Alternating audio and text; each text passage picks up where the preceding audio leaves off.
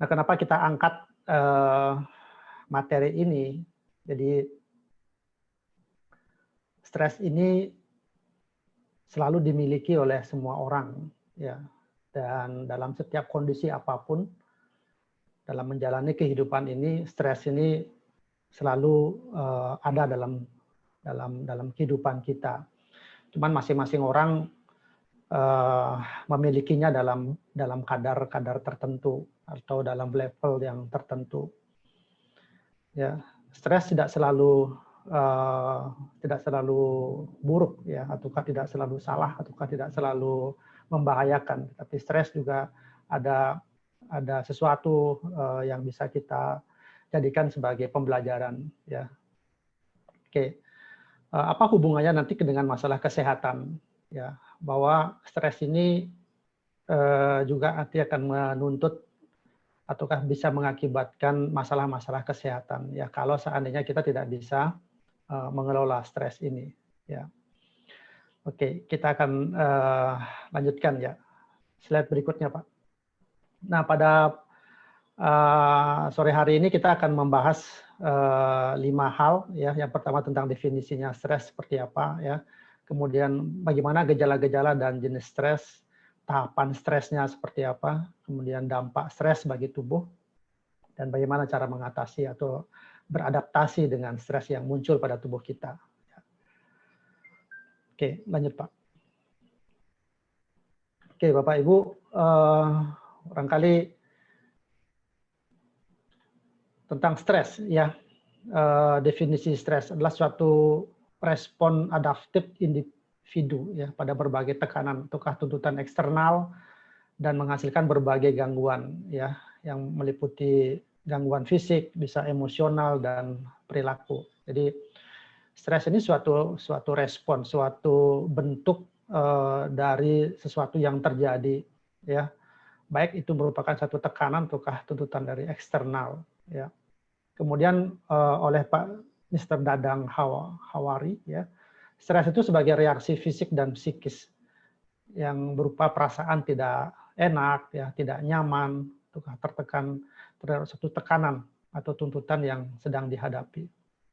Nah, jadi stres itu juga dapat diartikan sebagai reaksi fisik yang dirasakan oleh individu yang tidak enak, jadi akibat dari persepsi yang kurang. Nah, jadi apa yang dimunculkan oleh tubuh kita akibat dari sesuatu yang terjadi baik eksternal maupun internal, dari sesuatu yang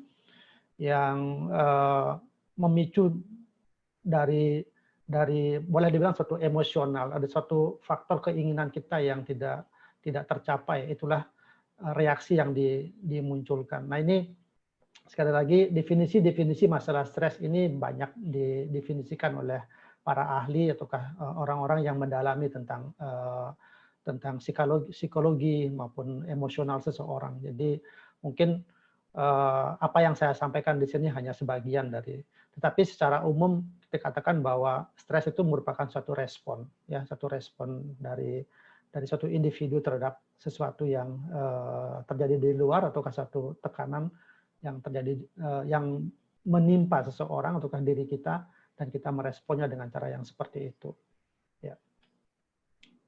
Baik, Pak, lanjut. Nah, ada peneliti yang menentukan ataukah faktor-faktor apa saja yang memicu stres tersebut, ya, dalam tubuh kita. Nah, yang pertama adalah namanya sebagai stresor psikologik, ya. Stresor psikologik itu merupakan satu tanggapan dari tubuh kita terhadap sesuatu yang ada di luar. Misalnya kita selalu menanggapi sesuatu itu secara negatif, ya. Kemudian kita frustasi terhadap satu kondisi, ya, di mana ada hal-hal yang tidak kita capai, yang kita tidak inginkan, itu kita keluarkan dalam bentuk suatu respon yang kita sebut sebagai frustasi. Yang kedua adalah faktor fisik dan fisiologis. Nah, ini maksudnya ini adalah ada satu kondisi di dalam tubuh kita, gangguan fisik kita, misalnya tentang kesehatan kita, ya, di mana sudah berupaya kita ingin menyembuhkan sakit yang kita derita dengan berbagai obat ke dokter, ke rumah sakit, tetapi penyakit tersebut tidak bisa tersembuhkan dengan baik sesuai dengan harapan. Nah, karena sudah lamanya sakit tersebut kita derita, ya kita merasa stres, ya karena kecapean barangkali, ya banyak finansial yang sudah kita habiskan untuk menyehatkan tubuh kita, ternyata kita tidak mencapainya, ya. Kemudian masalah tentang fisiologis. Fisiologis ini maksudnya begini. Jadi sama dengan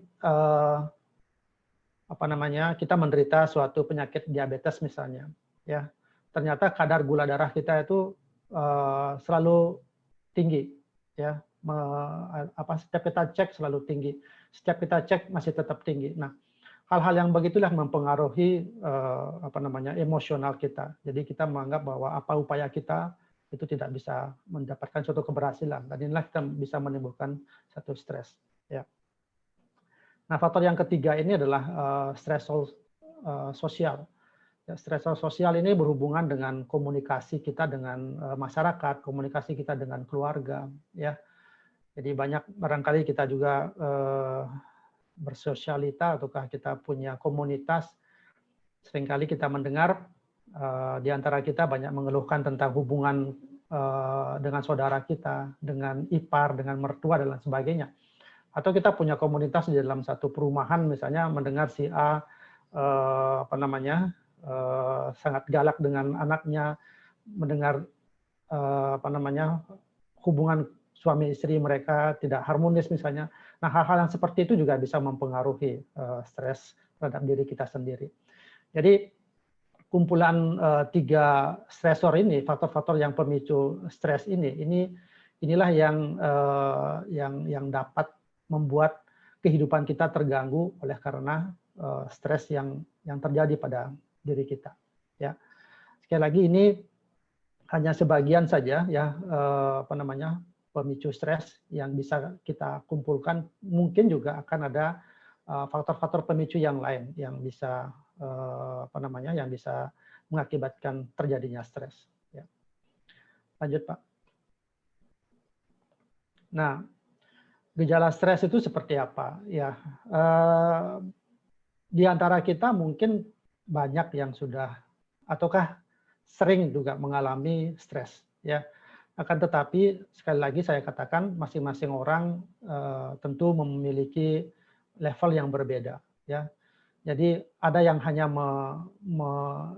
meresponnya ataukah timbulnya hanya di gejala fisik saja, ataukah hanya gejala fisik dan emosional, ataukah keseluruhan gejala-gejala stres tersebut akan bisa muncul gitu, ya. Nah, oleh Golisek ya tahun 2005 itu membagi gejala stres menjadi 3 kategori, yaitu gejala fisik, gejala emosional, dan gejala perilaku. Nah, seperti apa gejala-gejala tersebut muncul pada masing-masing orang? Jadi yang pertama adalah masalah gejala fisik. Ya, gejala fisik ini artinya yang muncul secara yang mengganggu secara fisik kita. Ya, contohnya seperti sakit kepala, ya, kemudian darah tinggi ya pada saat kita diukur tekanan darahnya, kemudian ada sakit jantung, ataukah jantung kita berdebar-debar, ataukah irama jantungnya mulai tidak beraturan, kemudian gejala sulit tidur, ya, muncul sakit lambung, ya, mudah kelelahan, keluar keringat dingin, dan lain sebagainya. Jadi itu gejala-gejala yang memang terjadi pada fisik kita.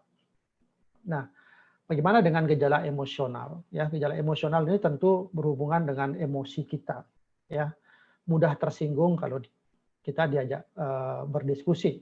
Ya, kemudian gelisah terhadap hal-hal yang kecil. Ya, suasana hati yang selalu berubah-ubah. Ya, sebentar merasa nyaman, sebentar lagi merasa gundah gulana, sebentar lagi merasa gembira, sebentar lagi kemudian marah. Ya, kemudian di saat tidur sering memimpikan sesuatu yang buruk. Ya, merasa khawatir yang berlebihan, panik, sering menangis dan sebagainya, ya, sampai ya muncul pikiran untuk bunuh diri. Itu hal-hal yang bisa terjadi, ya. Nah, itu gejala emosional. Nah, yang ketiga itu namanya kita sebut sebagai gejala perilaku, ya. Perilaku ini satu sikap, ya yang dimunculkan oleh orang-orang yang mengalami stres, seperti yang tadinya tidak kebiasaan merokok itu menjadi merokok, atau jumlah rokok yang dikonsumsi menjadi lebih banyak lagi, yaitu upaya dari seseorang untuk menekan stres. Atau yang kita sering dengar, kita saksikan bahwa banyak saudara-saudara kita yang mengalihkan perhatiannya memakai obat-obatan yang terlarang, ya, misalnya memakai narkoba dan lain sebagainya, ya. Kemudian berjalan mondar-mandir, kehilangan ketertarikan pada penampilan fisik, ya. Jadi penampilannya juga tidak seperti yang semula gitu, ya.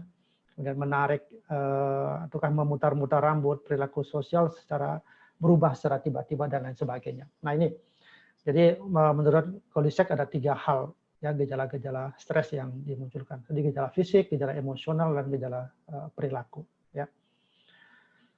Lanjut, Pak.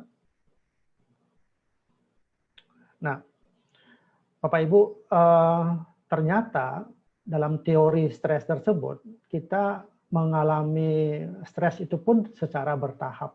Ya, jadi tidak langsung ke fase yang berat begitu kita alami. Ternyata tubuh kita tuh merespon stres itu secara pelan-pelan, secara bertahap, ya.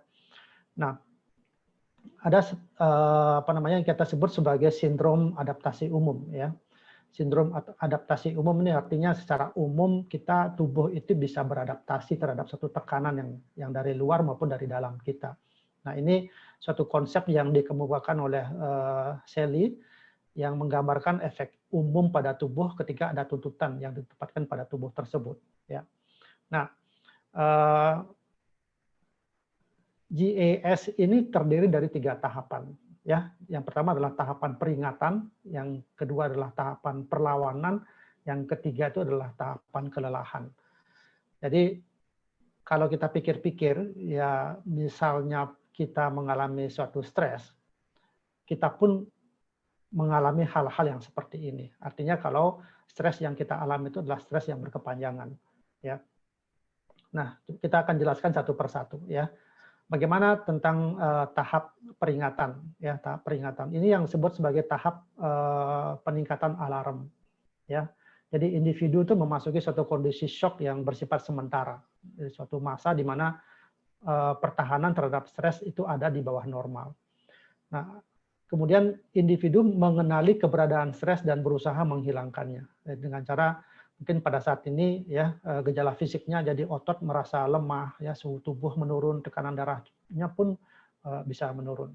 Nah, kemudian tahapan yang lebih lanjut, kemudian muncullah apa yang disebut sebagai counter shock, ya, di mana pertahanan terhadap stres itu mulai muncul. Nah, pada saat inilah mulai korteks adrenal, yaitu semacam kelenjar adrenal, ya, kelenjar yang ada di atasnya, di puncaknya dari ginjal itu mulai membesar.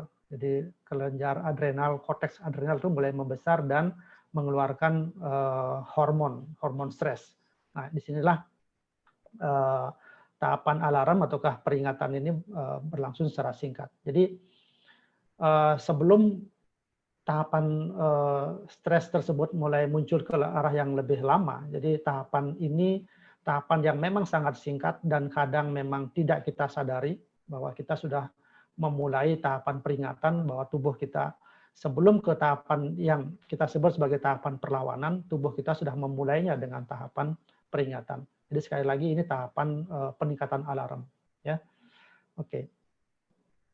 Lanjut, Pak. Ya, tahapan yang kedua ini yang kita sebut sebagai tahapan perlawanan atau resistensi. Ya, nah resistensi ini pertahanan terhadap stres menjadi semakin intensif, ya, dan semua upaya dilakukan untuk melawan stres tersebut. Ya, apa yang muncul ataukah gejala fisik yang muncul? Jadi seperti tadi saya sampaikan. Jadi kalau ada tekanan dari luar dan menghinggapi tubuh kita, maka dalam tahapan perlawanan ini muncul ada rasa kecemasan yang lebih dalam, ya. Jadi tekanan darah mulai meningkat, ya, detak jantung mulai meningkat juga, ya, suhu tubuh juga mulai meningkat dan pernapasan pun mulai meningkat. Nah, Kenapa ini terjadi? Ya, kenapa gejala-gejala fisik ini mulai terjadi? Itu karena pengaruh keluarnya hormonal yang dikeluarkan oleh korteks adrenal. Sebentar saya jelaskan ya hormon-hormon apa saja yang meningkat kalau seandainya stres tersebut bisa terjadi secara lebih kuat lagi. Ya. Nah, tahapan yang ketiga yang disebut sebagai tahapan kelelahan atau exhausted, ya, di mana dalam tahapan yang lama ataukah kejadian stres yang demikian lama terjadi itu terjadi suatu proses kerusakan pada tubuh, ya, yang semakin meningkat. Ya, seperti contoh kita mulai rentan terhadap suatu penyakit, ya, atau tiba-tiba kita terkena stres lagi, tiba-tiba kita mudah pingsan dan lain sebagainya. Ya, tentu proses ataukah tahapan kelelahan ini sudah terjadi demikian lama bila mana kita sudah tertimpa ataukah kita sudah menerima stres yang bertubi-tubi dan stres yang lama, pada akhirnya tubuh kita pun mengalami suatu tahapan kelelahan. Ya. Bapak Ibu, kita jangan sampai terjadi di fase ini. Itu maksud saya. Jadi kita boleh stres, kita boleh menerima stres tersebut, kita memang harus mengendalikan stres tersebut, tapi jangan sampai stres tersebut lama menghinggapi tubuh kita, ya, dan sampai kita meresponnya demikian kuat dan sampai bertubi-tubi, akhirnya tubuh kita pun mengalami suatu proses kelelahan. Inilah yang kita takutkan, inilah yang kita tidak boleh alami, ya. Karena apa? Karena pada tahapan ini tubuh kita akan sangat rentan dengan penyakit. Oleh karena apa? Oleh karena ada satu bentuk yang namanya imunitas kita itu sudah mulai turun, ya. Jadi imunitas kita turun, tentunya daya tahan tubuh kita akan turun, banyak mulai muncul suatu penyakit-penyakit infeksi maupun penyakit degeneratif mulai muncul dan sebagainya. Jadi itu arah yang akan terjadi bila mana kita tidak mampu untuk mencegah stres tersebut akan berkepanjangan. Nah, jadi sekali lagi kita memang tidak bisa meniadakan stres tersebut ya secara adekuat, tetapi pada saat memang menimpa tubuh kita, kita berupaya untuk sesegera mungkin kita keluar dari stres tersebut dengan cara apapun itu, ya. Jadi sekali lagi kita mencegah supaya tahapan stres yang ketiga ini, ya, tahapan kelelahan ini tidak terjadi. Oke. Lanjut, Pak.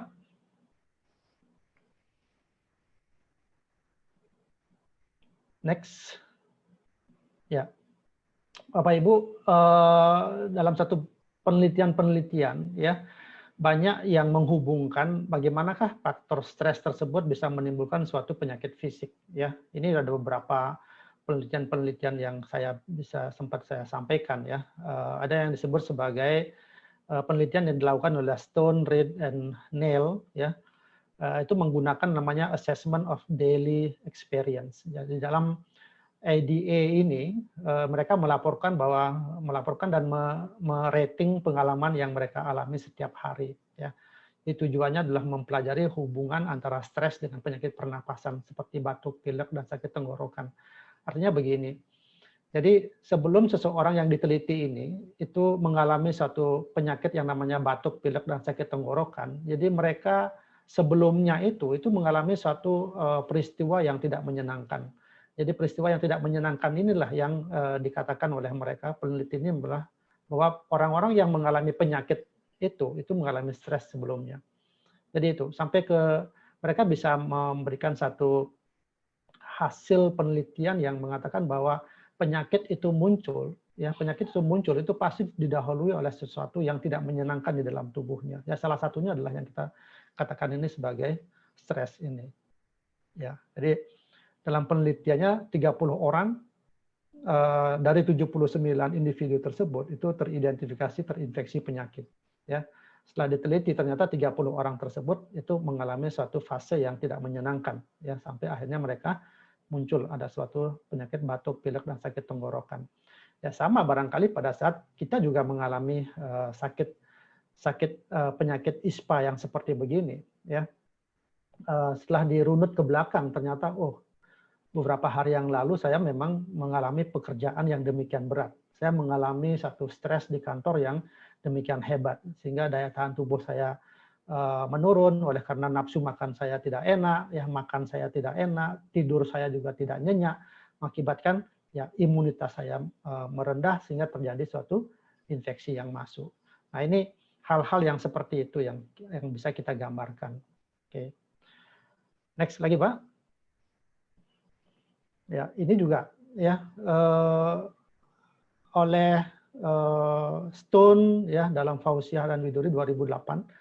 Ya, mereka melakukan penelitian seperti begini. Jadi ada mahasiswa kedokteran gigi, ya, ada mahasiswa kedokteran gigi itu apa ya namanya, diukur tingkat moodnya atau perasaannya, ya. Jadi mahasiswa kedokteran ini apa namanya, diambil air liurnya, begitu ya, diambil air liurnya, di mana mereka pada saat mengalami suatu mood yang negatif, itu ternyata ya mood yang negatif ternyata dalam air liurnya itu terdapat antibodi yang lebih sedikit. Nah seperti itu. Jadi pada saat kita memiliki suatu mood yang negatif atau suatu aura yang negatif, ternyata di dalam tubuh kita antibodi kita itu juga turun gitu. Ya. Nah, pada mahasiswa kedokteran gigi yang lain yang pada saat memiliki mood yang positif ataukah moodnya selalu senang, selalu riang begitu, diambil air liurnya dan ternyata antibodinya mereka itu memiliki antibodi yang kuat sekali. Ya. Jadi boleh dikatakan bahwa pada saat kita dalam kondisi yang sangat nyaman, yang sangat bahagia, yang sangat senang begitu ya, itu pun akan meningkatkan imunitas kita, meningkatkan antibodi kita, sehingga apa yang bisa terjadi adalah kekuatan kita untuk menerima infeksi ya ataukah menerima satu proses penyakit yang datang dari luar berupa kuman-kuman itu, tubuh kita akan lebih kuat untuk menahannya. Jadi kita apa namanya, lebih sehat lah seperti itu ya, dibandingkan dengan yang selalu kita memiliki satu mood yang tidak nyaman, selalu negatif, berpikiran negatif, jadi imunitas kita juga akan turun. Akibatnya adalah penyakit-penyakit bisa cepat masuk ke dalam tubuh kita. Jadi itu hasil kesimpulan dari penelitian itu. Ya. Next. Nah, Bapak Ibu, di zaman yang modern ini, yang itu juga banyak kita mengenal tentang yang ada disebut sebagai psikosomatik. Ya, psikosomatik ini adalah penyakit yang pada badan yang disebabkan oleh mental, gitu.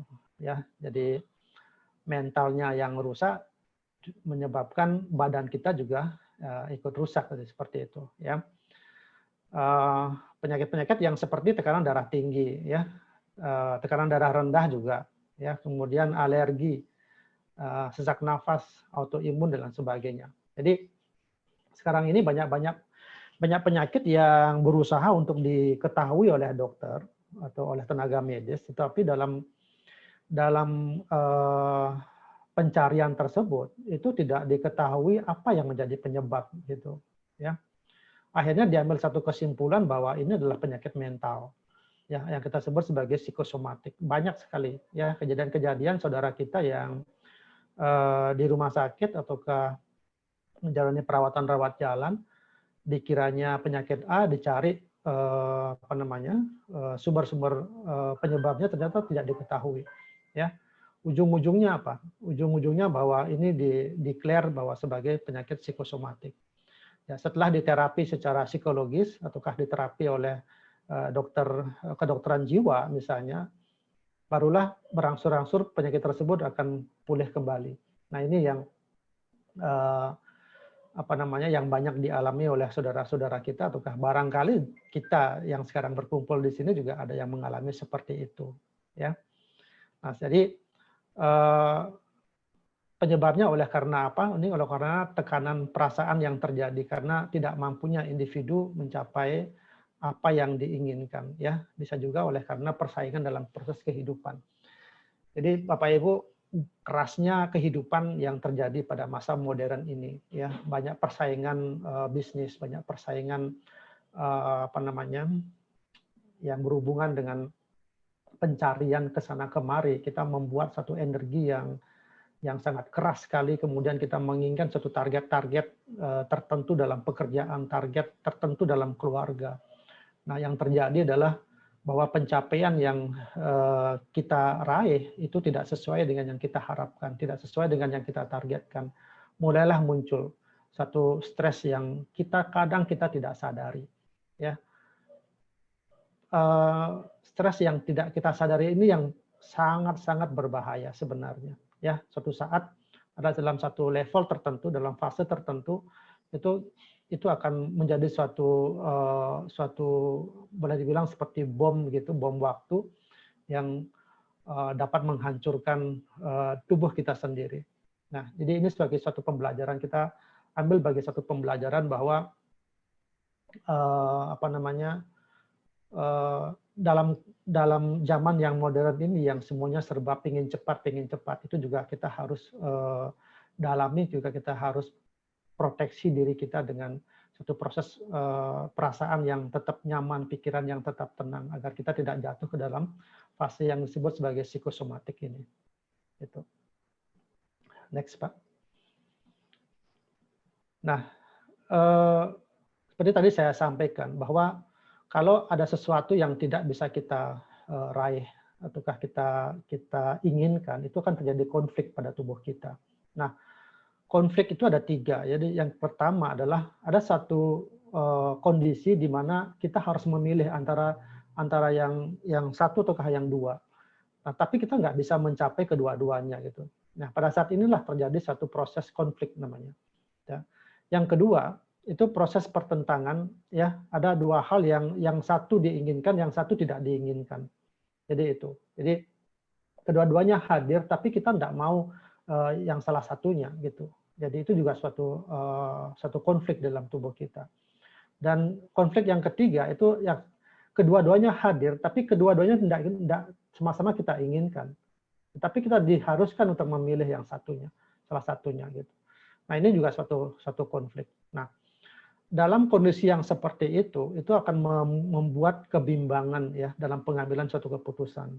Ya, dalam kondisi inilah itu bisa menyebabkan suatu stres. Jadi konflik yang terjadi di dalam tubuh kita akibat dari suatu proses keinginan, ya baik itu keinginan untuk menerima ataukah keinginan untuk tidak menerima, dan kita dihadapkan ke dalam satu keputusan harus mengambil, itu akan muncul satu proses kebimbangan. Ya. Kebimbangan yang terjadi ini dalam tubuh kita yang kita respon sebagai stres. Yaitu ini sebagai satu teori saja yang bisa saya sampaikan kepada Bapak Ibu. Ya. Oke, lanjut Pak. Nah, ada lagi yang disebut sebagai frustasi. Ya, jadi frustasi ini adalah sebagai situasi lain yang juga dapat menyebabkan stres. Nah, oleh Derajat tahun 1989 ya. Frustasi itu adalah suatu proses yang menyebabkan orang merasa akan adanya hambatan ya untuk memenuhi kebutuhannya. Jadi ada individu tidak dapat mencapai tujuan yang diinginkan. Nah, bila mana dunia ini penuh dengan frustasi yang menumpuk ya, maka kehidupan itu dipenuhi dengan stres. Bayangkan Bapak Ibu, kalau kita tidak bisa mengelola diri kita, ya tidak bisa mengelola keinginan-keinginan kita, tidak bisa mengelola apa yang kita targetkan memang tidak tercapai ataukah tidak sesuai dengan keinginan kita, itu maka sebagian besar dunia ini akan dipenuhi dengan frustasi dan akhirnya menyebabkan stres. Ya, pembelajaran dalam sore hari ini ya buat Bapak Ibu, ya kita memang mulai menyadari diri bahwa ada ketidakmampuan yang memang kita miliki di dalam hidup ini. Ada sesuatu yang memang tidak bisa kita angkat capai sesuai dengan sesempurna mungkin. Ya, tentu ada hal-hal yang menjadi satu proses keterbatasan kita. Nah, batasan keterbatasan itulah yang harus kita maknai ya sebagai sesuatu yang memang kita harus sadari.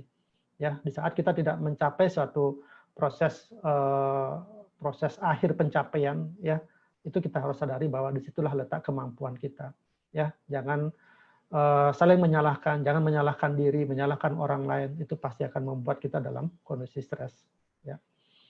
Oke, lanjut Pak.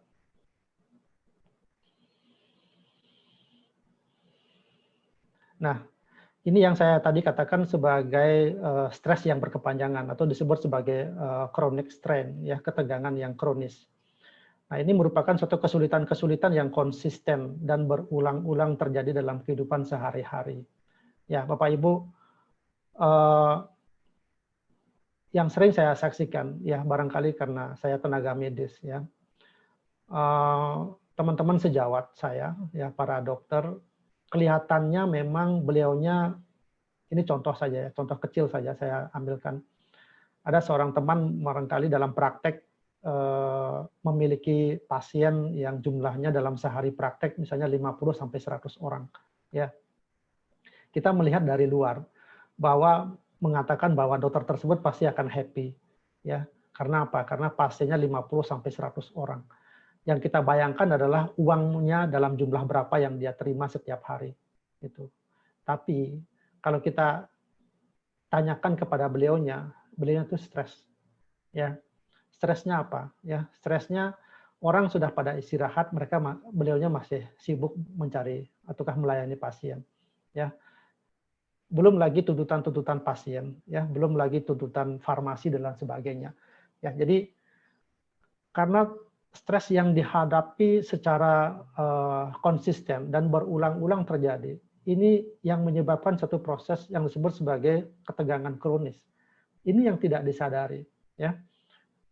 Dan faktanya banyak tenaga medis yang jarang untuk melakukan medical check up, ya. Jadi kadang dokter sangat mudah untuk menyampaikan kepada kliennya, Ibu, Bapak harus melakukan medical check up, ya minimal setahun sekali. Kalau kita cross check, kalau dokter pernah medical check up nggak? Ya, saya yakin beliau mengatakan saya kan masih sehat. Jadi seperti itu, ya. Nah, yang sering terjadi adalah pada saat satu kondisi tertentu itu ada satu penyakit yang muncul. Salah satunya adalah apa? Diabetes mellitus atau tekanan darah tinggi. Ya, ini fakta Bapak Ibu, ya fakta Bapak. Jadi banyak teman sejawat saya yang saya dengar, saya saksikan sendiri, tadinya tidak menderita DM, tiba-tiba beliaunya sudah kena stroke. Setelah dicari-cari ujung-ujungnya apa? Oh, oleh karena menderita diabetes mellitus. Nah itu. Saya sangkut pautkan dengan kalimat ini bahwa stres yang berkepanjangan atau ketegangan kronis ini memang memiliki satu keterhubungan yang sangat menarik, ya. Jadi dalam stres yang terjadi berulang-ulang dalam kehidupan sehari-hari, bila mana kita tidak tanggulangi, itu kan pasti akan memunculkan satu penyakit yang demikian juga kita tidak kita sadari, ya. Suatu saat terjadi satu kelelahan pada tubuh kita, muncul satu proses penyakit setelah dilakukan pemeriksaan laboratorium, baru muncul satu persatu penyakit tersebut, ya. Nah, saya lanjut, ketegangan kronis ini bisa mempengaruhi terhadap kesehatan manusia, jadi baik fisik maupun psikologis. Nah itu. Kemudian hal tersebut dikarenakan ketegangan kronis yang terus berlanjut dan menjadi ancaman terhadap seseorang. Nah, inilah yang saya katakan bahwa ketegangan kronis ini bisa mengancam secara fisik dan psikologis. Jadi jangan sampai, sekali lagi saya menekankan, garis bawahi, jangan sampai ketegangan ini bisa menimpa kita ya dalam kondisi yang demikian lama dan kita tidak sadari. Ya. Oke, next Pak. Nah, bagaimana mekanisme tubuh terhadap stres? Nah, ini yang sedikit ada ilmu kedokterannya lah, ya. Jadi mungkin Bapak Ibu secara umum ya secara awam mengatakan bahwa oh karena stres ini terjadi karena pengeluaran hormon, jadi nah seperti itu ya. Nah, ini saya jelaskan lebih detail ya, bagaimanakah sebenarnya tubuh merespon terhadap stres tersebut. Nah, jadi stresor itu sebagai bagian dari stres. Jadi pemicunya stres yang kita sebut sebagai stresor. Nah, pada saat stres tersebut menimpa tubuh kita, ada bagian otak kita yang disebut sebagai hipotalamus. Ya, hipotalamus itu memberikan respon berupa message begitu ya kepada kelenjar adrenal kita ya. Jadi kelenjar adrenal kita itu mulai bekerja dan melepaskan 3 macam hormon. Nah ini ya. Jadi pada saat tubuh kita tertimpa oleh suatu stres, maka respon tubuh kita adalah kelenjar hipotalamus yang ada di dalam otak kita itu mengirimkan message ke kelenjar adrenal untuk mengeluarkan hormon-hormon stres. Nah itu respon dari tubuh kita ya. Nah, 3 hormon apa saja yang dikeluarkan oleh kelenjar adrenal ya. Next, Pak. Yang pertama itu adalah hormon adrenalin ya. Yang kedua adalah hormon norepinefrin dan yang ketiga disebut sebagai hormon kortisol. Nah, ini ya barangkali macam-macam hormon ini sebagian Bapak Ibu ada yang mengenal baik melalui bacaan ataukah mendengar dari sesi-sesi ceramah medis barangkali ya, tapi ini kita coba pelajari secara pelan-pelan dan ternyata memang ya 3 hormon inilah yang berperanan pada saat tubuh kita mengalami stres ya. Oke, next Pak. Nah, bagaimana dengan hormon adrenalin ya? Hormon adrenalin ini sebagai hormon yang juga dikenal sebagai hormon fight or flight. Jadi lawan ataukah lari gitu ya. Nah, hormon ini akan langsung diproduksi ketika kelenjar adrenal mendapatkan sinyal dari otak ya melalui hipotalamus tadi bahwa saat ini sedang menghadapi situasi yang sangat membuat stres. Nah, itu ya. Ini satu contoh saja ya, satu contoh. Misalnya kita sedang mengendarai mobil, kita mau menyalip mobil yang ada di depan kita. Ya, tiba-tiba dari arah yang berlawanan itu muncul mobil juga gitu ya. Nah, apa yang kita respon pada saat itu? Tentu kita akan merasakan suatu tekanan yang terpikirkan bahwa kalau saya akan menyalip, maka akan terjadi tabrakan. Nah, kondisi inilah yang di tahapan pada saat menerima tekanan tersebut, ya hormon adrenalin ini akan keluar. Berupa apa? Itu berupa denyut jantung yang demikian cepat, ya, nafas yang demikian meningkat, ya, demikian juga dengan tekanan darah pada saat itu kalau kita ukur itu pasti akan meningkat juga. Nah, ternyata pada saat inilah hormon adrenalin itu bekerja. Hormon adrenalin itulah yang dilepaskan oleh korteks adrenal. Oleh karena apa? Oleh karena otak kita menerima tekanan ataukah menerima stres bahwa ada melalui penglihatan kita melihat ada mobil yang mengarah ke arah kita. Tentu kita harus menghindari ya supaya tidak terjadi proses tabrakan. Nah, jadi kenapa kita bisa memberikan satu respon yang demikian cepat? Nah, itu nanti akan ada ada suatu energi yang harus kita keluarkan ya pada saat itu untuk mengambil alih supaya posisi kita harus kembali lagi ke posisi yang semula. Jadi supaya untuk menghindari proses tabrakan itu. Nah, jadi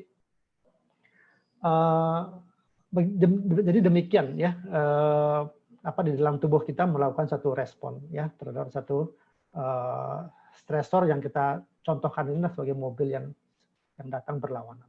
Oke. Next Pak, nanti kita akan jelaskan bagaimana dengan hormon norepinefrin ini. Nah, norepinefrin ini dikeluarkan pada saat seseorang itu ada dalam situasi yang penuh tekanan ya. Ini akan mempengaruhi tingkat kewaspadaan. Ya.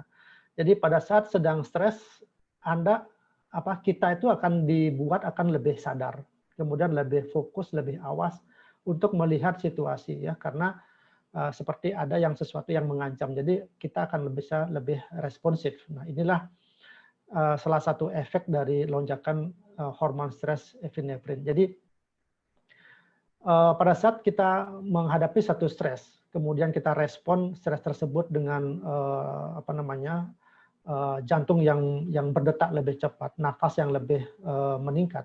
Kemudian kewaspadaan kita mulai muncul, ya. Itu terjadi demikian cepatnya, ya. Itu terjadi demikian cepatnya. Pada saat kewaspadaan itu muncullah, itulah yang mengakibatkan bahwa kita membanting setir ke arah yang lebih normal lagi, gitu pengertiannya. Jadi norepinefrin inilah bekerja pada saat itu.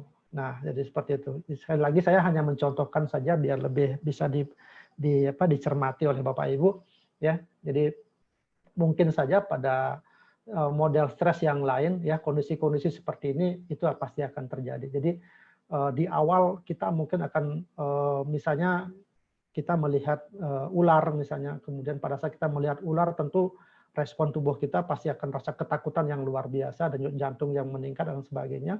Dan saat demikian cepatnya kita juga pasti akan mengambil suatu kesimpulan, saya harus menghindari ular tersebut. Inilah norepinefrin itu bekerja itu, ya. Oke, next Pak.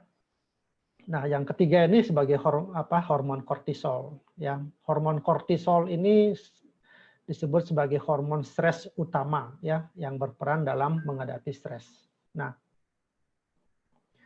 tentu saat stres, ya, hormon kortisol itu menjaga keseimbangan cairan dan tekanan darah, ya, sambil mengatur fungsi yang tidak penting dalam situasi mengancam jiwa. Nah, ini maksudnya begini, ya. Jadi dalam kondisi yang tadi tekanan darah tetap kita tinggi, ya. Dalam kondisi yang seperti itu, kortisol pun langsung dikeluarkan oleh korteks adrenal. Nah, kortisol ini memang berperan dia untuk menstabilkan tekanan darah, ya, menstabilkan kondisi-kondisi yang terjadi pada saat hormon adrenalin itu bekerja gitu. Nah, efek ini muncul dimaksudkan agar tubuh kita tuh lebih efektif dalam menghadapi situasi stres. Jadi agar energi tidak habis untuk mengatur sistem lainnya, ya. Misalnya sistem kekebalan dan pencernaan yang sedang tidak diperlukan. Nah, oleh karena efek dari kelenjar hormon adrenalin ini akan mengambil banyak energi, ya, yang memang harus dihabiskan. Hormon kortisol ini adalah bagaimana dia menyediakan energi yang berkecukupan, ya, bagi tubuh kita untuk menghadapi stres tersebut. Akibatnya apa? Gula di dalam darah kita itu akan banyak dikeluarkan. Ya, penyeimbangnya adalah ya, hormon insulin itu akan banyak juga dikeluarkan. Jadi pankreas dibuat untuk bekerja lebih maksimal lagi, bekerja untuk mengeluarkan insulin, karena pada saat itu, ya, pada saat kondisi stres itu gula darah itu banyak beredar di dalam darah kita, ya, otomatis pada saat itu adalah gula darah kita akan naik. Jadi Bapak Ibu bisa dibayangkan, ya, bila mana saat ini, ya, kita menderita diabetes, ya, kita menderita diabetes, kemudian kita dipenuhi dengan stres. Ya, kita tahu diabetes gula darahnya tinggi, kemudian insulinnya rendah, ya. Kita tambah lagi tubuh kita ini dengan stres yang berlebihan, ya. Tentu pengeluaran kortisol, ya, pengeluaran kortisol akan lebih tinggi yang terjadi.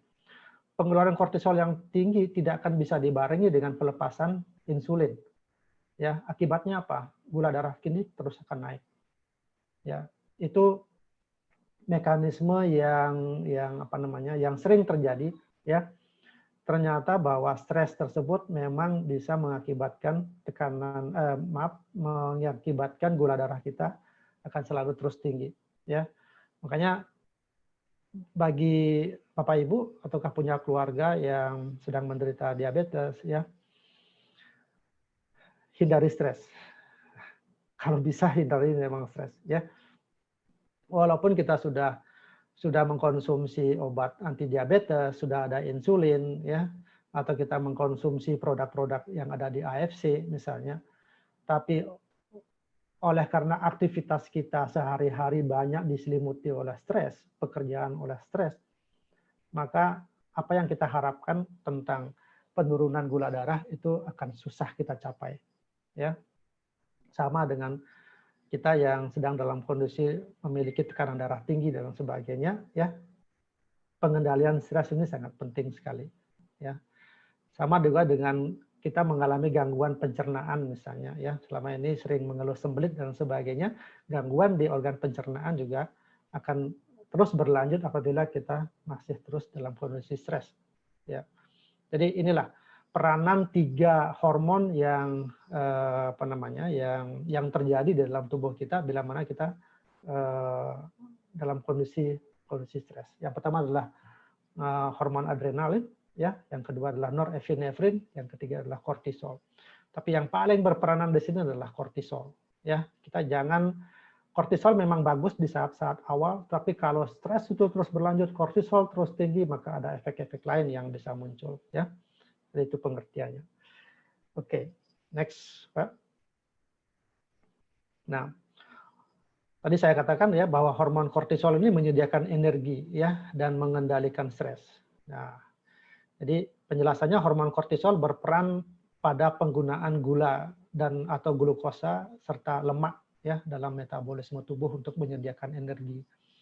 Jadi memang benar bahwa dalam stres yang tinggi penggunaan energi kita akan tinggi sehingga tubuh meresponnya harus dengan penyediaan gula atau glukosa serta lemak ya yang banyak beredar dalam pembuluh darah kita atau dalam dalam darah kita. Kemudian hormon kortisol juga berfungsi mengendalikan stres yang dapat dipengaruhi oleh kondisi infeksi, ya, cedera maupun aktivitas berat atau serta stres fisik dan emosional. Ya, ternyata memang kondisi infeksi, cedera begitu juga merupakan satu stres fisik dan emosional. Itu juga hormon kortisol juga akan banyak juga dikeluarkan. Kemudian hormon kortisol juga membantu mempertahankan tekanan darah yang normal, ya, sekaligus mengendalikan gula darah dengan pelepasan insulin. Ini yang saya tadi katakan, Bapak Ibu yang saat ini sedang menderita tekanan darah tinggi, ya, ataukah gula darah tinggi, tolong, ya, tingkat stres itu dikendalikan. Nah, kadar kortisol yang tinggi itu dapat menyebabkan banyak masalah kesehatan, ya. Di samping yang tadi saya bilang, ya, kesulitan tidur juga akan terjadi, ya. Imunitas juga akan tertekan. Oke, masalah kesulitan tidur, Bapak Ibu, ini ada hubungannya dengan tingkat hormon kortisol, di mana hormon kortisol itu akan rendah, jadi pada saat kita akan memulai tidur, ya, memulai tidur itu yang dimaksud itulah yang fisiologis, ya. Misalnya jam 9, jam 10 malam, itu hormon kortisol akan rendah sekali. Nah, bisa kebayangkan kalau pada jam-jam tersebut, ya, pada jam-jam tersebut hormon kortisol kita akan tinggi, tetap tinggi, ya, tentu akan terjadi kesulitan tidur, gitu, ya. Kemudian bisa menaikkan berat badan, ya, ini hubungannya dengan penggunaan lemak, ya, yang dilepaskan ke dalam pembuluh darah, yang itu bisa penyimpanannya di dalam tubuh pun itu akan bisa lebih meningkat lagi, mengakibatkan menaikkan berat badan. Nah, karena tubuh kita memang pada saat stres ini membutuhkan satu energi yang berlebihan, maka responnya di dalam otak kita mengatakan bahwa Anda harus makan yang lebih banyak. Nah, kalau kita diminta untuk makan yang lebih banyak, apa yang terjadi, Bapak Ibu? Ya, tentu gula darah akan naik, ya, dan lemak-lemak dalam tubuh yang tertumpuk di dalam tubuh kita juga akan meningkat, mengakibatkan gula darah kita akan semakin tinggi dan menaikkan berat badan. Ya, inilah lingkaran setan, kalau saya bilang bahwa stres tersebut mengakibatkan hal-hal yang tidak baik memang untuk kesehatan kita. Gitu. Oke, next, Pak. Nah, jadi gangguan keseimbangan hormon kortisol, Bapak Ibu, ya, ini bisa menyebabkan beberapa penyakit seperti hipertensi, diabetes, kegemukan, ataukah penyakit-penyakit lain, dan komplikasi dari perjalanan penyakit tersebut, gitu, ya. Jadi apakah stres bisa menyebabkan stroke? Oke, bisa. Ya, akibatnya dari mana? Dari hipertensinya, gitu, ya. Itu yang kita sebut sebagai komplikasi dari perjalanan penyakit tersebut, ya. Oke, next. Nah, bagaimana cara mengatasi stres? Yang pertama adalah menghindari stresornya, yang kedua adalah menghadapi stresornya, yang ketiga menerima stresor, ataukah gabungan kedua ataukah ketiganya. Ini cara mengatasi stres. Nanti saya jelaskan satu persatu. Ya, next, Pak. Menghindari stres itu maksudnya apa? adalah kita menginginkan tubuh kita tuh tidak hadir pada situasi kondisi yang menyebabkan stres. Seperti apa? Misal saja kita dalam satu proses pekerjaan, di dalam kantor memang tuntutan kerja berat, ya target-target yang dibutuhkan memang berat. Yang pertama, kita harus resign dari tempat kerja tersebut. Ya, karena kalau kita terus bekerja di situ dengan kondisi yang stres, tentu nanti akan mengakibatkan sesuatu yang bisa terjadi. Ya, yang kedua, kita harus lari menjauh dari sumber stres tersebut. Ya, kita memang harus lari menghindari ya penyebab dari stres tersebut. Ini itu sebagai salah satu cara yaitu menghindari stres. Oke, yang kedua adalah menghadapi stres tersebut. Ya, next Pak. Kita memang harus menghadapi. Dalam artian begini, ya. Kalau kita merasa mampu untuk menaklukkan penyebab stres tersebut dan dari hasil menaklukkan tersebut stres itu akan hilang, oke, itu kita harus hadapi. Itu pengertiannya, ya. Bisa next, Pak? Ya. Jadi kalau sekali lagi, kalau kita yakin bahwa kita mampu menghadapi penyebab stres tersebut, misalnya ada satu benda ataukah binatang penyebab stres, kalau kita mampu menghilangkan, ya kita hilangkan dia. Ya. Yang kedua adalah kita mau menaikkan energi kita, kekuatan kita untuk melawan stres. Ya, yang ketiga adalah meminta bantuan orang lain. Nah, ini cara-cara kita untuk menghadapi stres, ya. Jadi yang pertama adalah kita memang bagus menghindari. Kalau kita tidak bisa menghindari, kita harus menghadapi stres tersebut. Ya, bagaimana caranya? Salah satunya adalah yang tadi saya sebutkan 1, 2, dan 3 ini. Oke. Yang ketiga, Pak, next. Ya, kita harus menerima stres. Nah, ini satu kondisi yang boleh dibilang saya katakan hal yang paling baik dan paling bijak kalau saya katakan, ya, menerima stres. Ya, bagaimana kita bisa berdampingan dengan kondisi stres, ya. Akan tetapi secara lambat laun kita bisa meniadakan dari stres tersebut. Ya. Beberapa penelitian yang dilakukan ini cara ini akan sangat bermanfaat untuk menurunkan stres atau hormon kortisol. Ya, ini contoh saja Bapak Ibu. Ya, saya ambil dari satu literatur. Ya, ada 8 cara. Dan ini adalah suatu proses penelitian, dihasilkan dari suatu proses penelitian bagaimana mereka mengatakan sekian persen bisa menurunkan kortisol. Ya. Yang pertama adalah meditasi. Ya, meditasi. Itu dalam penelitiannya mereka mengatakan mengurangi kadar kortisol sampai 20%. Itu, ya. Ada saudara kita, ada Bapak Ibu, misalnya menerima stresornya itu dengan apa? Dengan mendengarkan musik misalnya, ya. Ini sangat kuat sekali untuk bisa mengurangi stres. Itu bisa menurunkan kadar kortisol itu 66%. Itu, ya. Kemudian bisa mengawali tidur, ya, bisa mengawali tidur lebih awal, ataukah di siang hari memang kita harus menyempatkan tidur. Itu bisa mengurangi stres 50%. Jadi Bapak Ibu, misalnya di tempat kerja, ya, di tempat kerja penuh dengan stres, ya, maka kita bisa menyempatkan tidur siang beberapa menit saja, itu pun bisa mengurangi kadar kortisol sampai 50%. Nah, yang keempat ini meminum teh hitam, ya. Saya mohon maaf tidak tahu maksudnya teh hitam ini, mungkin di penelitian di negara lain itu juga bisa mengurangi kortisol 47%, ya. Kemudian bergaullah dengan teman-teman yang lucu atau menonton sesuatu yang lucu. Itu juga mengurangi kortisol 39%. Nah, ini penelitian dan ini kenyataan, ya. Kemudian melakukan pijatan-pijatan pada area tubuh tertentu. Itu juga bisa mengurangi kortisol 31%. Dan tentunya ini beribadah, ya, memohon bimbingan dari Tuhan, ya, itu bisa mengurangi kortisol 25%. Dan yang paling lucu ini, mengunyah permen karet.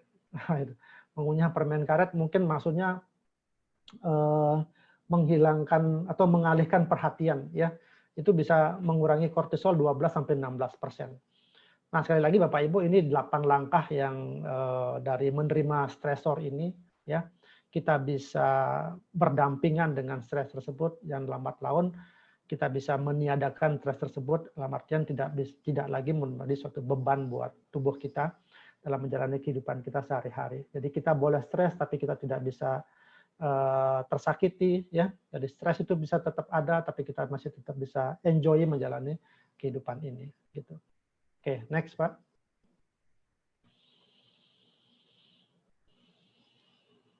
Nah, jadi kesimpulannya Bapak Ibu ya, bila mana kita dalam kondisi stres, maka secepat mungkinlah kita melepaskan diri dari stres. Yang secepat mungkin itu bisa kita hindari, ya, bisa kita lawan stresnya, atau kita bisa hidup berdampingan dengan stres, tapi dengan cara-cara yang tadi saya sebutkan. Jadi bagaimanapun caranya, kita harus bisa melepaskan stres, ya, dari kekuatan stres tersebut, ya. Kemudian selalulah berpikir positif, ya, ciptakanlah selalu energi positif. Ya, tadi saya bilang, ya, faktor psikososial tadi merupakan jadi penyebab stres kita, ya. Tapi kita sekarang ini bahwa oke, kita harus selalu memiliki pikiran yang positif, ya. Kemudian kita selalu bersyukur, ya, dengan apa yang sudah kita miliki saat ini, ya. Seperti tadi saya sampaikan, ya, mungkin karena ada satu keinginan ya di zaman modern ini, ya, kita banyak melihat begitu apa namanya, orang-orang di sekeliling kita memiliki satu tanda petik materi yang berlebihan, ya. Kita juga memiliki satu materi yang saat ini kita miliki, tapi kita lupa dengan rasa kesyukuran tersebut. Kita selalu menoleh ke yang tetangga sebelah, menoleh ke apa namanya, ke orang lain, ya. Mereka memiliki ini, memiliki itu, ya. Tapi kita lupa bahwa saat ini yang sudah kita miliki ini kita memang harus syukuri. Itu salah satu cara kita untuk apa namanya, memiliki stres yang terlalu berlebihan, ya. Yang keempat adalah selalu menjaga keseimbangan, ya. Keseimbangan yang saya maksud di sini adalah bahwa kalau kehidupan kita tidak seimbang, ya, ada yang berlebih, ada yang kurang. Itu yang pasti kalau saat berlebih, ya, yang pasti itu ada sesuatu yang harus kita korbanin. Tapi di saat kita juga terlalu kurang, ya, pasti juga ada sesuatu yang kita menjadi kehilangan. Jadi selalulah kita menjaga proses keseimbangan tersebut ada dalam tubuh kita. Ya, sekali lagi ini yang dapat saya simpulkan, ya, dari pembahasan mengenai apa namanya, hubungan stres hubungannya dengan kesehatan kita, ya. Yang kita harapkan adalah next Pak. Jadi kondisi stres ini bisa kita jadikan atau kita balikkan menjadi kebahagiaan, ya. Tentu dengan rasa kebahagiaan ini kita akan menjalani kehidupan ini menjadi lebih baik, ya. Semoga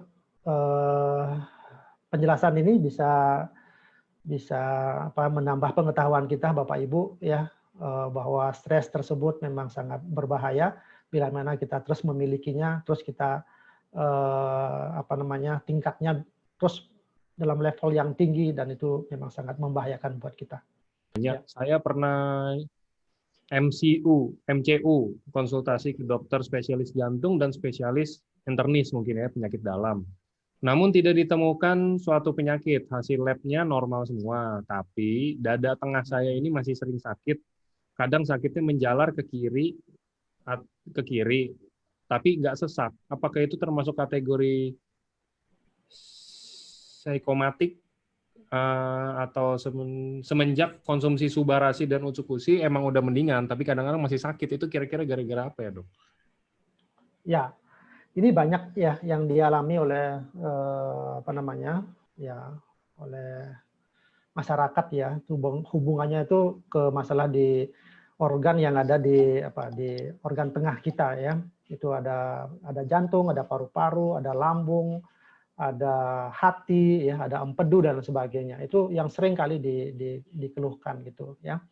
Jadi kadang mereka mengatakan, dok saya sesak gitu, ya, dok saya sesak, tapi sesaknya enggak seperti orang sesak sih gitu. Nah setelah kita cerita-cerita ternyata itu memang ada gangguan di lambung, ya. Lambungnya pada saat itu keasamannya misalnya meningkat sekali, kemudian rasa narik napasnya pun seperti sesak itu jadinya. Jadi tapi kelihatannya memang pasien tersebut tidak sesak.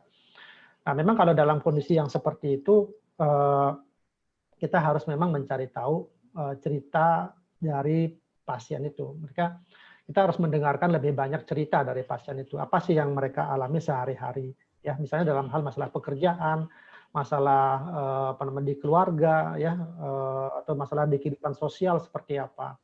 Ya, jadi dari sana kita akan bisa menyimpulkan bahwa arahnya itu bahwa pasien ini bisa juga menimbulkan satu proses psikosomatik. Jadi karena stresnya dia mengakibatkan ada satu gangguan fisik, dalam hal ini mungkin asam lambungnya dia akan naik seperti itu, ya, walaupun sudah mengkonsumsi subarasi misalnya, tapi oleh karena faktor stresnya yang masih berlebihan, tapi apa namanya manfaat dari subarasi dalam hal ini mungkin dalam apa namanya memperbaiki organ-organ lambungnya misalnya, ya, karena dia memiliki regenerasi sel, tidak bisa dibarengi dengan kekuatan dari stresor tersebut, mengakibatkan daya tahan dari lambung itu masih tetap rendah. Dan akibatnya asam lambung yang meningkat itu menjadi tinggi dan merusak organ itu. Nah, ini cerita lanjutannya. Tapi yang tadi saya sampaikan bahwa kita memang harus mendengarkan dulu ya cerita dari pasien itu, ya ke arah mana nanti kesimpulannya gitu. Oke. Ya. Oke. Mungkin bisa menjawab ya. Nah, ini selanjutnya ada pertanyaan lagi. Dok, apakah stres itu bisa jadi pemicu adanya kista atau miom? Apa padahal pola makannya bukan ayam broiler? Ini. Emang dari Ya. ayam broiler doang, Dok? Ya begitu. Atau ada yang lain lagi? Nggak, saya juga nggak tahu itu kenapa membawa ke ayam broiler. Ya. Kista maupun miom itu apa namanya boleh dibilang sampai saat ini belum ada satu apa ya mendasari betul ya bahwa itu masih banyak faktor-faktor yang menentukan itu ya. Ya, apakah stres ini juga bisa menjadi penyebab? Saya juga tidak bisa mengatakan apakah itu juga menjadi bagian dari penyebab itu ya. Nah, seperti yang tadi saya katakan, banyak penyakit yang memang tidak bisa apa namanya kita mencari penyebab pastinya itu apa ya. Dan ternyata setelah apa namanya kita telusuri, kita dalami secara lebih jauh, tapi memang faktor stres ini juga bisa menyebabkan hal-hal yang memang tidak mungkin apa namanya tidak bisa kita ketahui begitu ya. Seperti tadi, apakah kista ataukah miom itu menjadi bagian penyebabnya adalah merupakan satu stres ya. Saya katakan ya bisa saja terjadi seperti itu ya, di samping dengan faktor-faktor penyebab yang lain ya. Sebab begini, ada ibu-ibu ataukah wanita yang memang tidak memiliki kejadian yang seperti itu ya, tetapi dia sudah apa namanya dia sudah memakan makanan yang enak, yang bagus, yang sehat seperti itu, tapi juga ternyata kena juga penyakit kista ataukah miom begitu. Nah, ya ini kan susah yang kita jawab. Mungkin dokter spesialis obgyn pun juga mungkin akan susah juga memberikan satu kepastian penyebabnya apa sih dok gitu ya. Nah, karena tidak ada satu jawaban yang pasti begitu, ya mungkin akan diarahkan ke sebab-sebab yang lain ya. Bisa saja salah satunya adalah faktor stres ini gitu ya. Tapi yang paling penting di sini kan apa namanya kalau memang itu diketahui sebagai salah satu penyebab, tentu penyakit kista maupun miomnya kita harus selesaikan dulu ya. Apakah melalui satu operasi misalnya untuk menghilangkan itu pengangkatan, tapi penyebab yang ini stresnya ini juga kita harus obati gitu ya. Dok, kalau obat stres itu ada efek sampingnya nggak sih kalau misalkan dikonsumsi dalam jangka panjang? Itu semacam obat penenang atau apa sih dok? Saya juga mungkin bisa dijelasin dikit kalau obat stres itu untuk apa mungkin dok? Ya, sampai pasien tersebut minum obat stres seperti itu pasti juga ada atas dasar indikasi ya. Jadi tentu kalau level stresnya tersebut mungkin tidak terlalu berat dan tidak mengganggu aktivitas sehari-hari, ya dokter juga tidak akan memberikan obat kecemasan yang seperti apa, atau boleh kita dibilang sebagai obat anti stres begitu ya.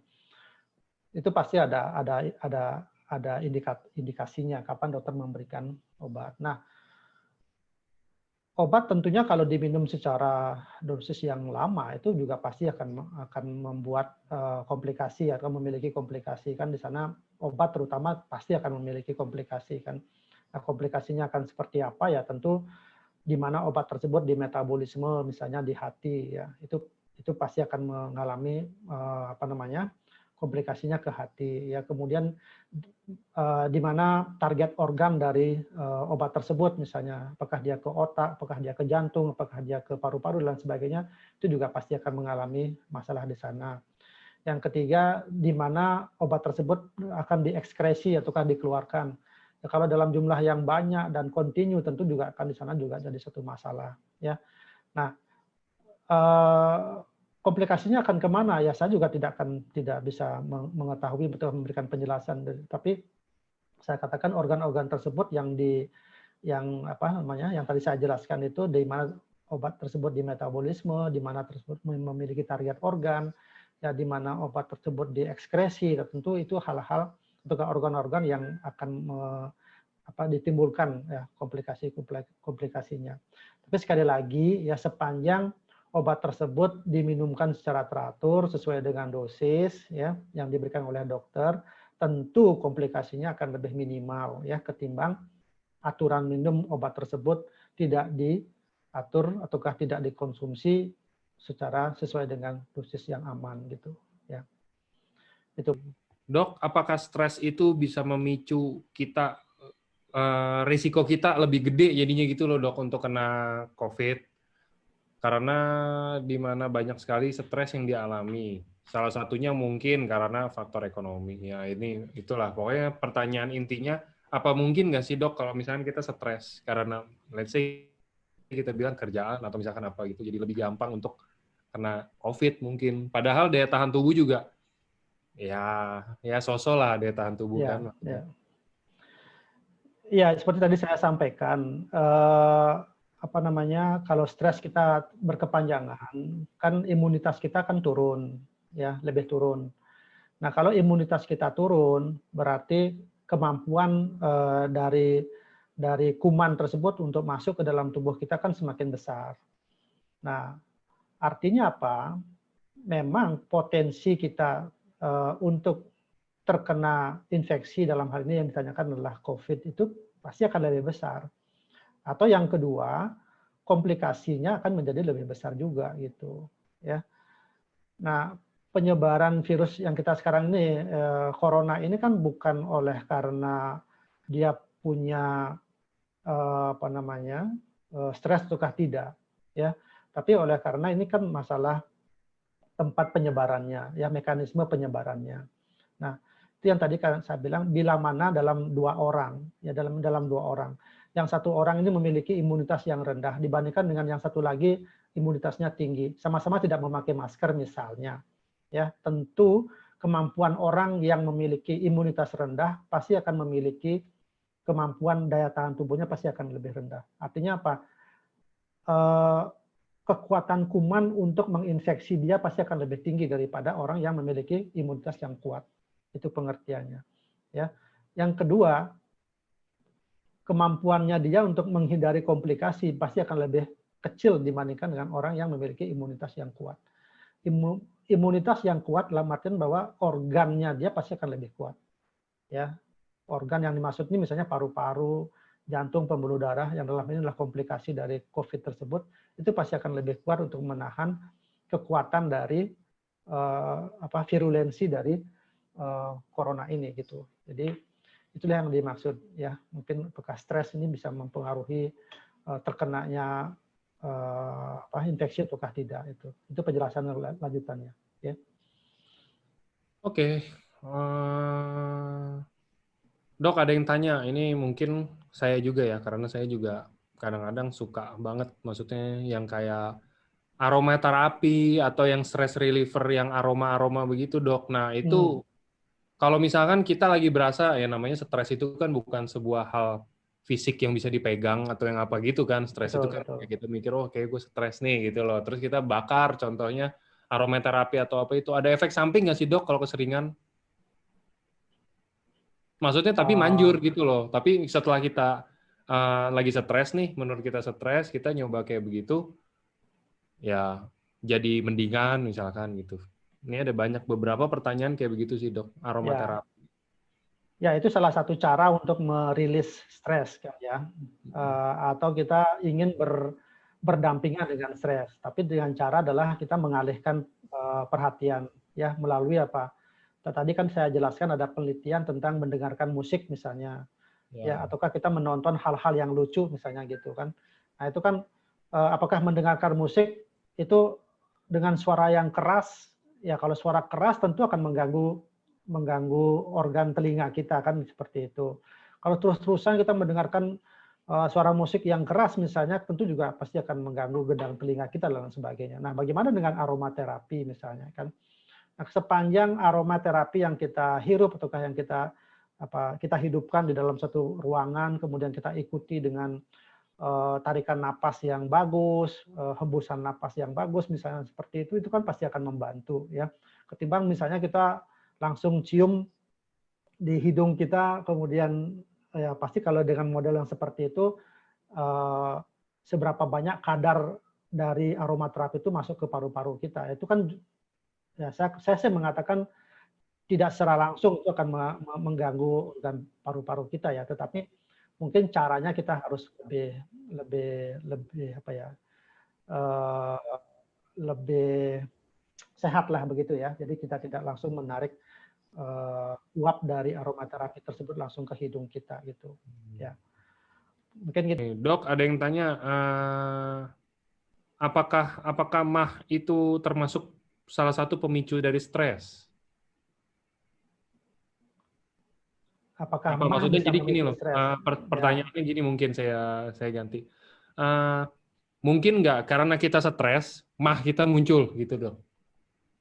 Ya, itu bisa dua hal yang saling berkaitan Pak. Jadi kerusakan fisik dalam hal ini lambung ya, itu juga bisa menyebabkan stres. Ya, ataukah stres bisa menyebabkan gangguan fisik ke lambung gitu. Ya, itu sama-sama. Nah, maksudnya begini, kalau kerusakan fisik dalam hal ini adalah gastritis misalnya, ya, sudah diobati kemana-mana, diberikan obat berbagai macam, yang paten-paten yang mahal-mahal, tidak juga hilang. Gitu. Nah, itu kan muncul kekhawatiran, ya, muncul kekhawatiran inilah yang memicu stres tadinya, gitu. Ya, karena harapan dia dengan pergi ke dokter yang sudah bagus, diberikan obat yang mahal, paten-paten, tentu keinginannya adalah dalam hati kecilnya mengatakan bahwa lambungnya harus sembuh kan gitu. Tapi kenyataan dia tidak bisa sembuh. Ini juga memicu stres, gitu. Yang kedua, bisa saja stres itu mengakibatkan penyakit di lambung, ya. Nah, oleh karena pada saat kondisi kita dalam kondisi stres itu otak mengirimkan sinyal ya untuk melawan stres itu, ya. Dalam hal ini adalah adrenalin itu, ya. Adrenalin itu memberikan pesan juga kepada lambung kita itu untuk mengeluarkan asam lambung yang berlebihan. Nah, asam lambung yang berlebihan itu mengakibatkan apa? Kekuatannya dia untuk merusak mukosa lambung menjadi lebih tinggi. Nah, kekuatan yang lebih tinggi, daya tahan lambung menjadi lebih rendah, kan juga mengganggu terjadi gastritis. Nah, ini jadi bisa saja kerusakan lambung bisa menimbulkan stres dan stres pun bisa menyebabkan kerusakan lambung. Gitu. Dok, saya mau tanya, apakah ada hubungannya stres itu dengan kebelet BAB? Karena dari dulu orang-orang banyak banget yang ngomong kayak begitu. Apa itu cuma respon dari masing-masing orang, dok? Dari personalnya masing-masing? Ada yang kalau ke stres, dia makan terus. Ada yang kalau stres, dia nggak nafsu makan. Ada yang kalau stres, dia maunya tidur. Ada yang kalau stres, dia nggak bisa tidur. Gitu mungkin ya, dok ya? Ya, betul, betul. Ya, jadi respon masing-masing orang itu berbeda-beda. Ya, kemudian kapan stres tersebut muncul dan mengakibatkan apa namanya respon dari tubuh tersebut itu memang berbeda-beda. Ya, ada tadi seperti Pak Angga sampaikan bahwa ada orang stres banyak makan, tapi ada juga orang stres yang tidak mau makan. Ya, ada orang stres yang kebelet buang air besar, ada juga orang yang malah sulit untuk buang air besar. Orang stres malah pengen tidur, tapi orang stres juga ada yang susah tidur gitu. Ya, tergantung sekarang dari tahapan-tahapan atau level dari stres tersebut dan kapan orang tersebut mengalami stres itu. Ya, jadi kita kembali kepada respon dari tubuh tersebut menghadapi stres gitu. Ya. Oke. Ini ada yang tanya, Dok, kalau stres bagusnya minum Subarasi atau Utsukushi? Kalau stres bagusnya jalanin bisnisnya, teman-teman. Ya, dapat konnichiwa setiap hari, nggak jadi stres, sudah aman. Ya mungkin sekarang ini stresnya karena menunggu-nunggu produk yang iya, ini ada juga kalau stres produk kosong gimana, Dok ya? Kita berdoa saja semoga pandeminya nggak lama-lama kan gitu ya.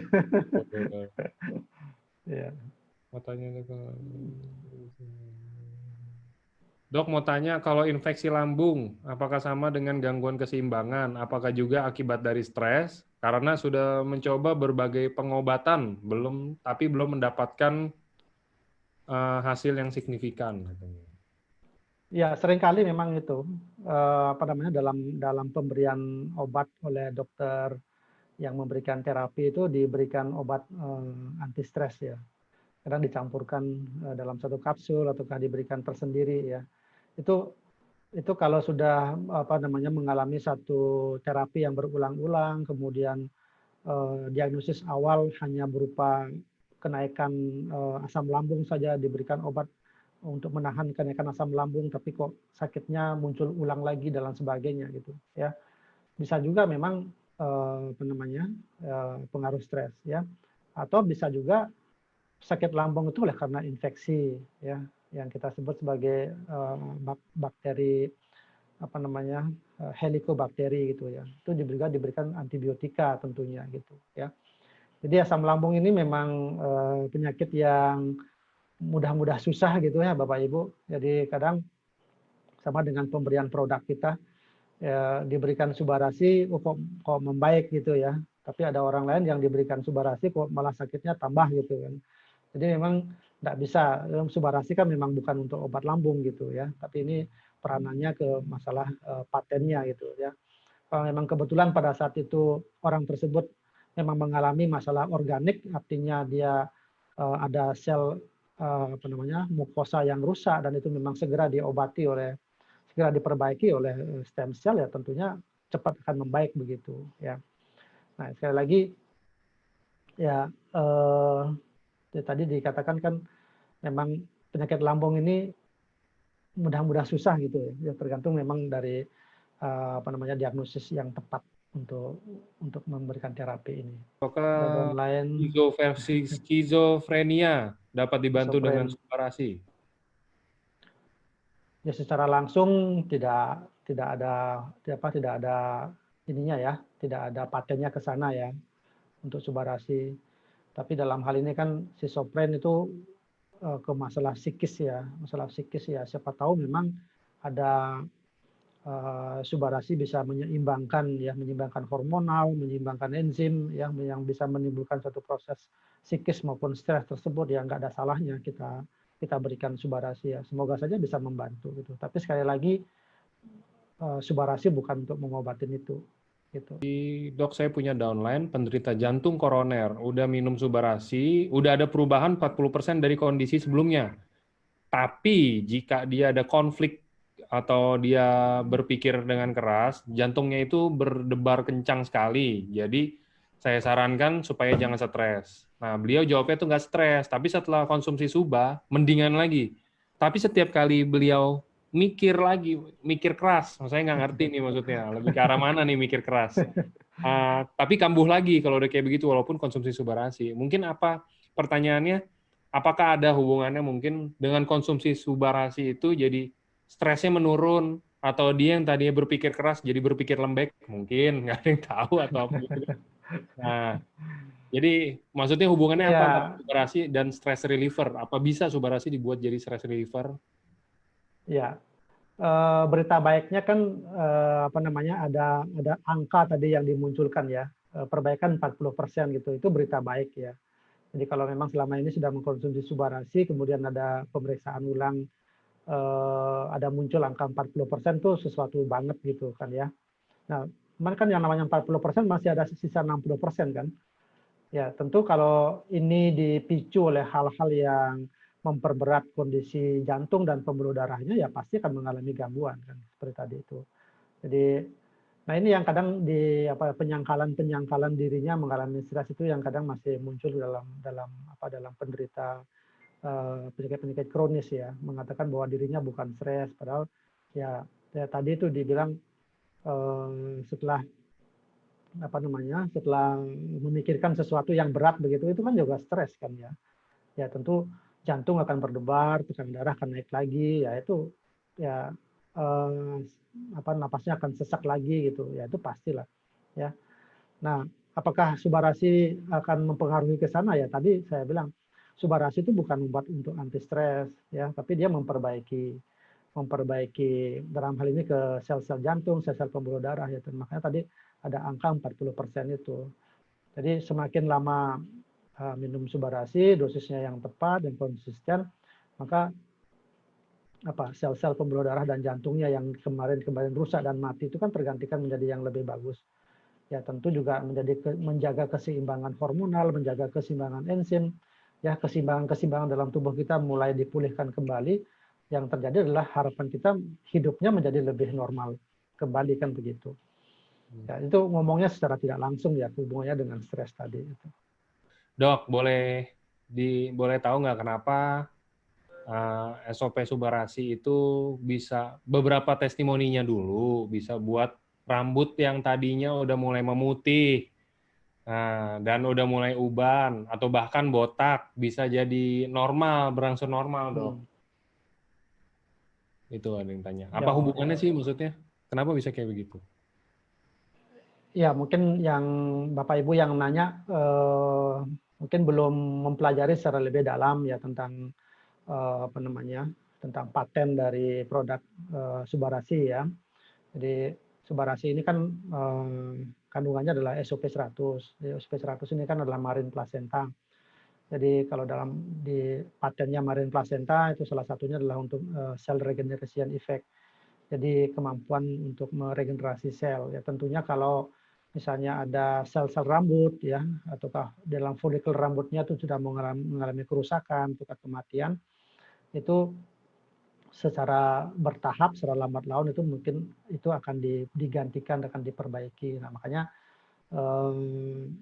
beberapa orang ataukah sebagian, bukan beberapa orang ya, sebagian orang, sebagian besar orang yang mengkonsumsi Subarasi atau SOP yang sebelumnya itu mengalami pertumbuhan rambut yang signifikan.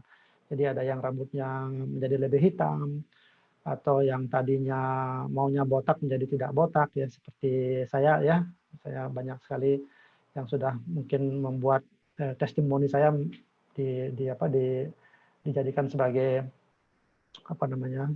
kekuatan untuk penjualan begitu ya. Itu sah-sah saja karena saya memang mengalami sendiri ya. Di bagian belakang dari kepala saya yang tadinya mulai rontok itu sekarang sudah tidak rontok lagi, malah bertambah lebat dan hitam gitu. Nah itu terjadi oleh karena memang regenerasi sel gitu ya.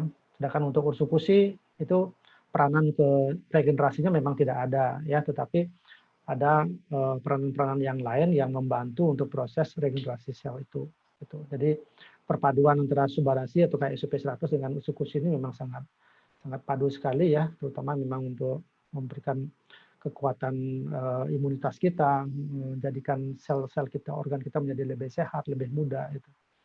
Jadi apakah saya mengkonsumsi Subarasi dengan ursukusi secara bersamaan tidak jadi masalah? Itu malah kalau saya sarankan memang minum kedua-duanya ya. Kalau memang tidak bisa minum yang salah satunya juga akan lebih bagus lagi. Silahkan ya, mau Subarasi mau ursukusi silahkan. Karena semuanya juga akan memberikan efek yang bagus buat tubuh kita.